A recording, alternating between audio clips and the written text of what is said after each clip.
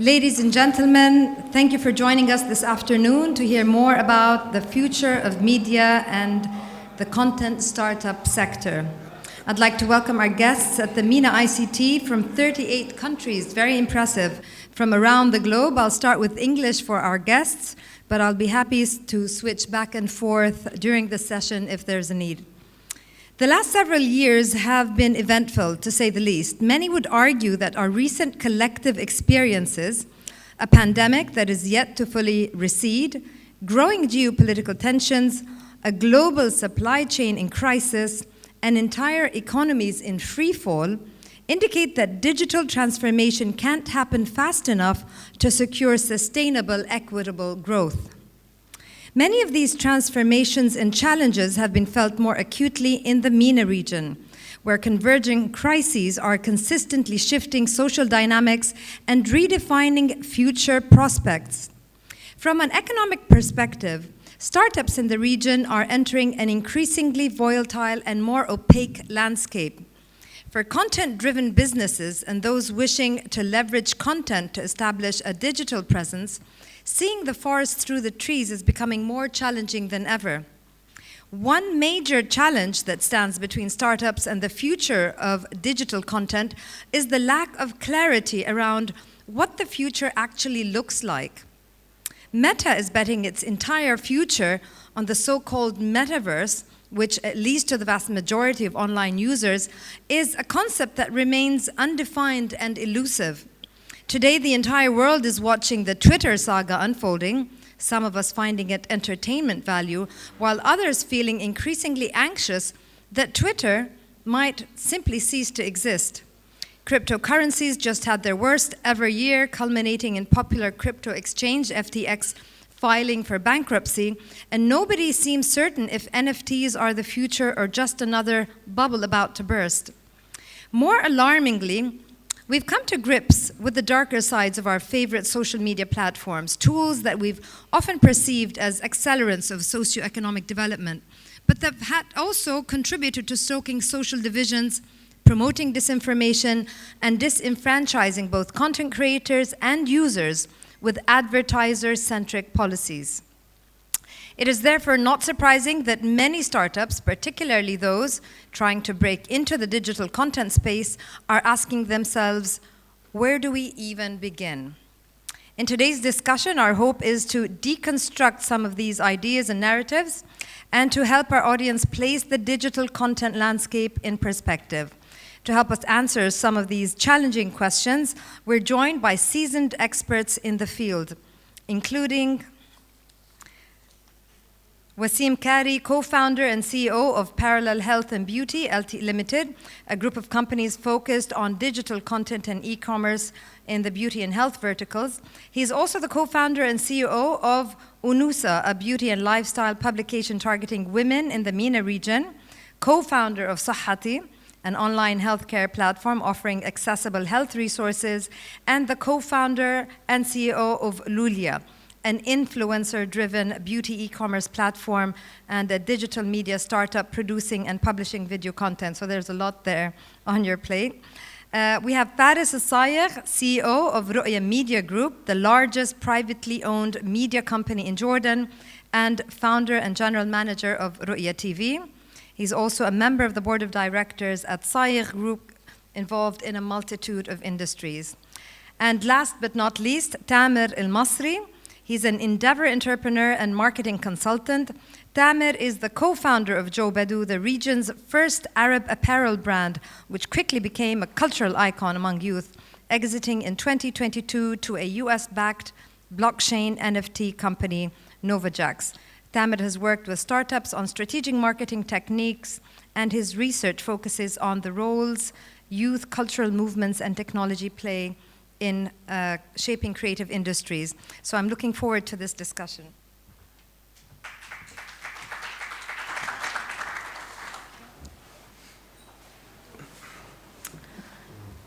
Okay, so welcome and thank you for being here, and we have a lot to discuss. Yeah, that's a bit too close. I'm going to start with Faris, since you chose to sit in the back there. My name is here. So historically, the lack of quality digital content in Arabic and other local languages has been cited as a key challenge for those residing in the MENA region. Is that still the case? Can you help form a clearer picture of the regional digital content landscape and how it compares with other regions globally? Thank you. Well, initially we had a problem with finding digital content. So the Arab world lacked digital content, and now we're catching up to the rest of the regions. Currently, we're struggling with the quality, that's for sure. And primarily, the problem is funding. There's not enough funding and content that will elevate the quality, and there's also a lack of experience. We noticed that there isn't enough talents that can produce high-quality content. And the last thing would be distribution. There's clearly lack of high-quality platforms that can actually carry that digital content.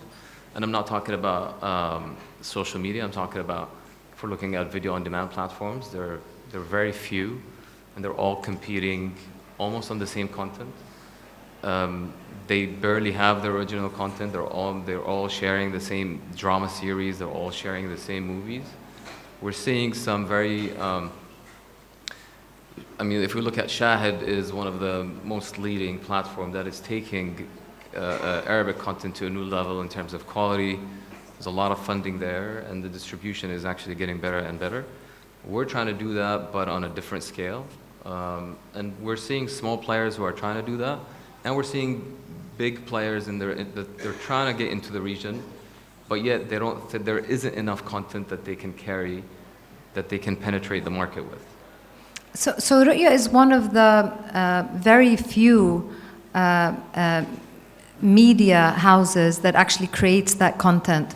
So how is local content competing with regional content, and how challenging is it to keep creating that content on a local level, something that would appeal to different segments? Well, first we have to find our segment. Considering that we're not able to produce high budget content, so we have to look at opportunities. Currently we've been investing into podcast world. It's much cheaper, it's easier to penetrate. Almost no one is producing podcasts. There's just few production houses are actually producing podcasts. So we're trying to do that. There's also trying to different ways of producing lower cost content, but with high efficiency, high impact, high reach. And that's becoming much more effective. We're noticing there's people at some point, they started leaving live shows and now they're going back to live shows. And live shows are quite cheap to produce, and they're very effective in terms of bringing the users back to linear TV, bringing the users back to live channels. And now there's the fast channels, that's the next best thing, where you get to watch content for free, and it will be easy accessible everywhere. So I guess trying to find our niche, surprisingly speaking, even in Saudi Arabia, as much as people are trying to target Saudi Arabia, there's still so much potential, and there's still so much gap in terms of what we can fill, and we're surprisingly able to fill that from Jordan.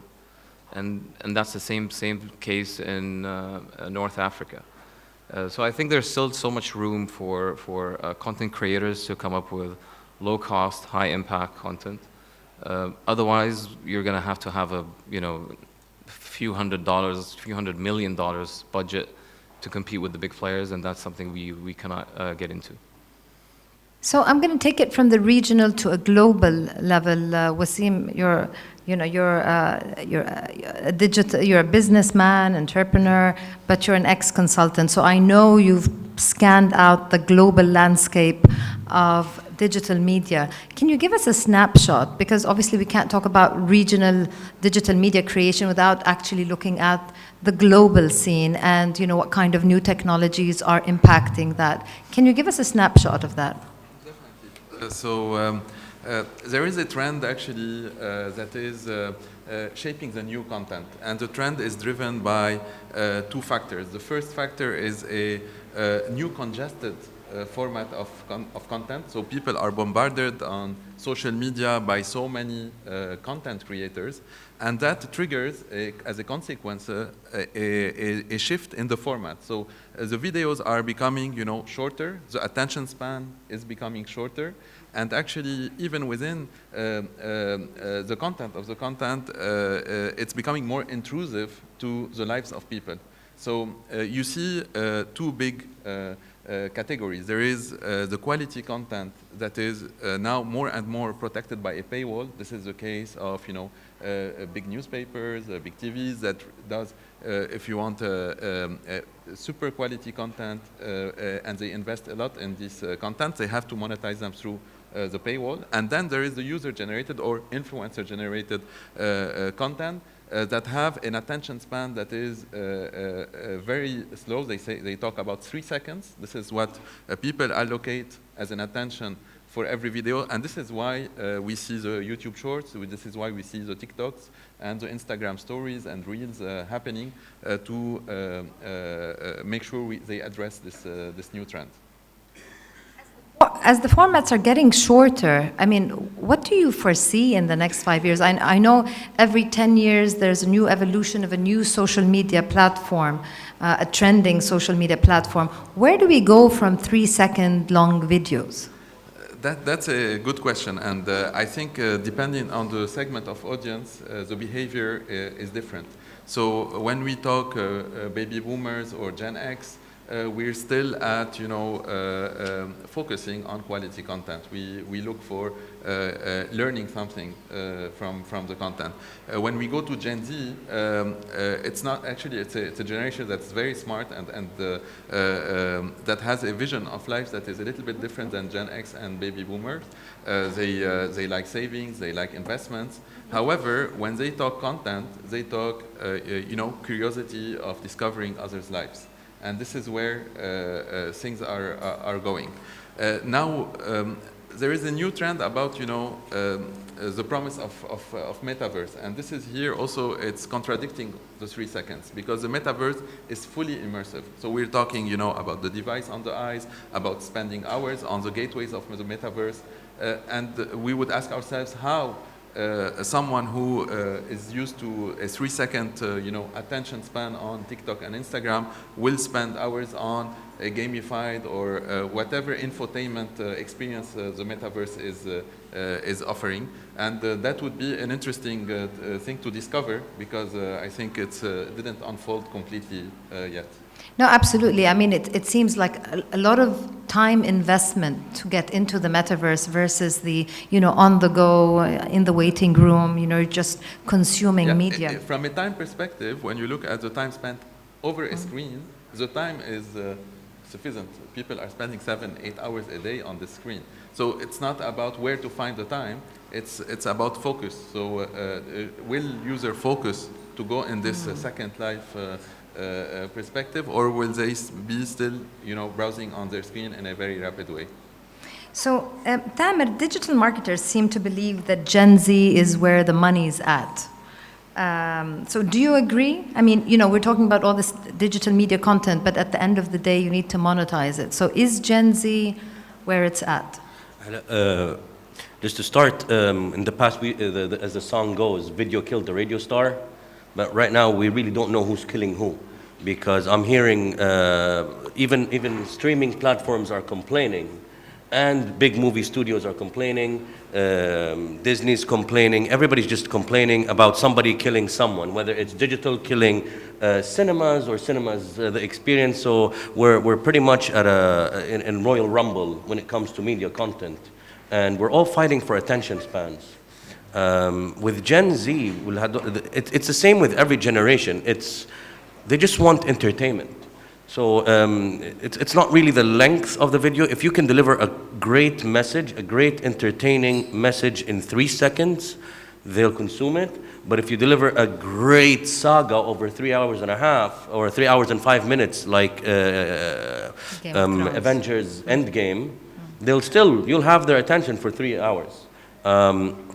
Also, there's a lot of technology also has played a role in shifting our attention spans and have driven the costs of writing, the budgets in writing has eliminated them. For in the past, when we wanted to watch a movie, you'd get a VHS, rewind it to the beginning, and you don't bother to fast forward. So you will watch the movie. So the hook was the story. If you're engaged with the story, you will watch till the end. Now you can skip through. So in the decisions that producers and Hollywood execs are making is we really need to make sure that each second that a user might fall on has enough eye candy to keep them watching, to make them want to watch. And when you go to Netflix, you don't really just see the trailer. You go to minute 1, then minute 5, minute 10, and then after you've like browsed through the whole movie, you'll say, okay, I'll watch this. So if it's very heavy story driven, you might actually skip it. But if there's a lot of eye candy throughout the thing, you'll actually watch the whole thing. So this is making them make decisions where VFX takes precedent, the quality, the big budgets, and that's where the big budgets are going in. Now there's another move back into story. That's why it's very difficult to find great writers. Even in the West, they're having a very hard time finding great writers because there was such a huge drive into eye candy. And now but the audience has always been smart. So Gen Z, Gen X, baby boomers, everybody wanted to be entertained. It all goes down to, are you giving me enough quality entertainment that respects my IQ level? So, in the MENA region, of course, it's all boils down to quality content. But my question was about, is Gen Z it? And if Gen Z is where it's at, because today 60%, 60% of populations in the MENA region are under the age of 30, so it's the youngest population in the world. So my question is going to go back to you, Faris, in terms of, Gen Z is the age group that is, according to a study by MasterCard, that is more likely to purchase things online, to use digital tools, and even to purchase things in the metaverse. So have you at Roya Media Group, not necessarily only TV, changed your strategies to appeal to a younger audience? And what is it specifically that you've done? First of all, we had to hire younger talents. We realized after being in the industry for 12 years that we got 12 years older. So we started thinking older. So just a couple years ago, we started hiring that age group, fresh graduates. Some of them are actually still in college, and some are actually still in schools, just to try to get their mindset and understand what they want, how they want the content, and where they wanted to consume it. And we saw a great shift in terms of reach. It exploded, even though after COVID. Now, if we're going into e-commerce or going into, that's something that we haven't got into. We tested e-commerce here and there, but we're in the business of diversion. We're in the business of leading, of creating leads for other e-commerce platforms. We're creating leads for other businesses, and we're, even though we think the younger audience, they're the ones who will be using those platforms and buying more, but we're seeing it across the board.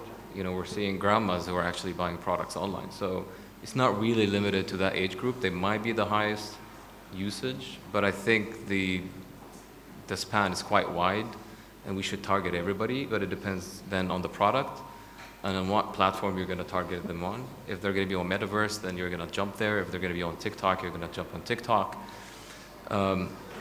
If they're going to be watching smart TV, addressable TV, you're going to have to target them there. So that's where the challenge is today, the fragmentation of the audience across all these platforms.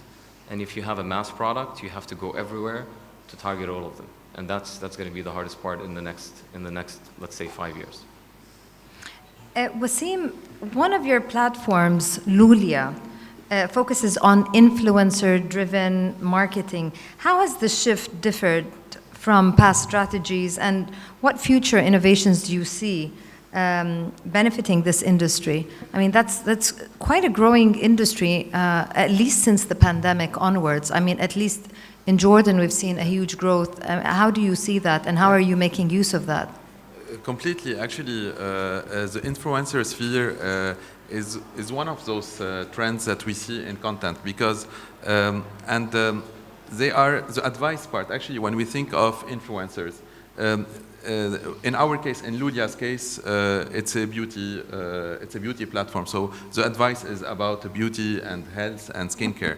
But if you really think of it, it could be any influencer in any vertical giving a competent advice to someone. And I think the influencer is the perfect link between content and e-commerce. Because, and we discovered it, by doing it. We started Lulia. The objective was to have the biggest beauty YouTube channel and Snapchat channel in the region. We started, publishing videos about makeup tutorials, and then the followers started asking the influencer, where can I buy this lipstick? Where can I buy this product?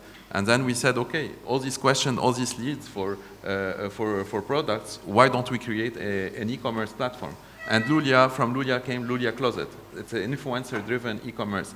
And here we saw the power of influencer in monetization. All influencers had promo codes, they converted, and the actual cash machine has shifted from content to e-commerce. And then we completely changed our financial view on the content. Before content, we were running behind, advertising deals, sponsorships, and then when we looked at what is the potential of content to funnel the user from a attention audience to a purchaser, we shifted our view on the content as a bottom line view, because what's the problem of e-commerce? They spend so much money on Google and Facebook to acquire leads. And what's the problem of media? They have so many audiences, but they cannot monetize them. So if you put them together, you don't need to spend a lot of money on e-commerce. You have the users on the media. And this is where conversions of content and e-commerce happen, and the influencer is a catalyst of that.